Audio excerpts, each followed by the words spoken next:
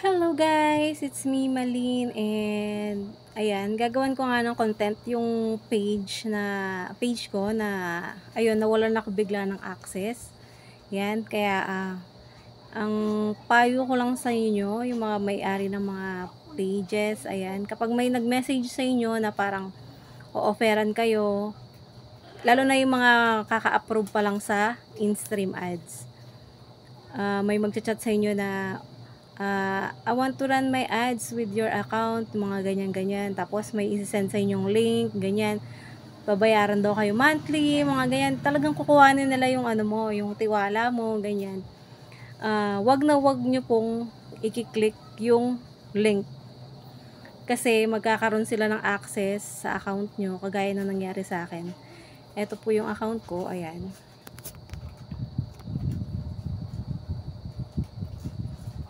Ayan. Malin Vlogs. Going 8K views na yan siya. May in-stream ads na monetize na siya. Soon to be set up na yung ads on Reels. Kaso nga, by that day, na-click ko kasi yung link na yun. Kasi masyadong promising yung mga sinasabi na babayaran daw, ganito, ganyan. Syempre, 'di ba? Bago-bago pa lang tayo sa pagre-reels at pagkakaroon ng in-stream ads. So, akala ko, ganun talaga yung mga bagay-bagay. So ako naman, kasi sabi nila babayaran daw yung ads na magra-run sa ano mo, sa page mo, ganyan-ganyan. Yung pala, mga scammer palang mga yun. Ay, nako, nakakabwisit lang.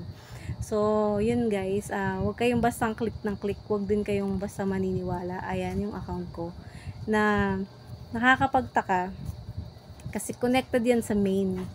Yun sa main ko ngayon na binuboost ko ngayon. Tapos biglang nawalan ako ng access, biglang nag-disconnect ako one day nung supposedly magla-live ako. Wala na akong access. Nakakagulat kasi syempre, 'di ba? Alam ko parang blinak ko pa yon, tapos natanggal ko pa yung link ng convo namin kasi napatanggal ko pa yun dun sa kakilala ko, pero meron pa rin sila talagang nagawang way para mapasok pa rin yung yung account ko. So magagaling tong mga hacker na to Hindi ko alam kung maibabalik pa sa akin itong page na to. Pero kasi 'di ba, alam niyo naman yung hirap ng mga pagre-reels, yung paggagawa ng content, kung ano-ano na lang para lang ma-meet natin yung criteria. Tapos itong mga taong to, power tripper na bigla na lang kukuhanin yung access ng page mo, tapos bigla na lang one day hindi mo na mabuksan. Pero ang nakakapagtaka, yung page active pa siya. Hindi rin naman sila nagpo-post or whatsoever. Pero report na ako kay Meta. So sabing ganoon, wait for the mail na lang daw. So hopefully magbalik sa akin yung page kasi pinagpaguran ko yan Kaya kung sino man kayong mga hacker kayo mais kayo, ayusin yung buhay nyo. Kung nantitrip kayo, hindi nakakatuwa yung trip nyo. Totoo, promise. So, I'm trying to boost yung main ko naman. So, please support me guys. Follow, like, and share. Ayan. Okay lang kahit hindi nyo na-share. Baka watch na lang mga videos para, alam yan, dagdag rin yun. Minutes din yun sa yung pinupulfill natin. So, ayun guys, more power sa mga page nyo, sa mga channel, sa mga main account nyo, ayan. So, at first, akala ko nga, parang gusto ko na sumuko pero sabi nila, sige, go lang, go.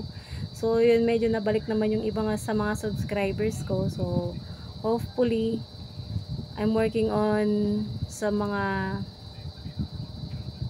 yung sa 60k minutes, ayan. So, sana ma-meet natin yun.